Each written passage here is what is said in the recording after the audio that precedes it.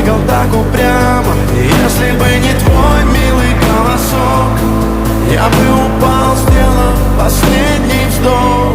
И звезды мирно падали, как будто до меня.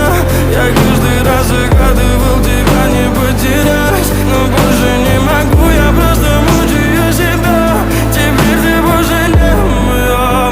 В камине в 6 утра фотография твоя горя.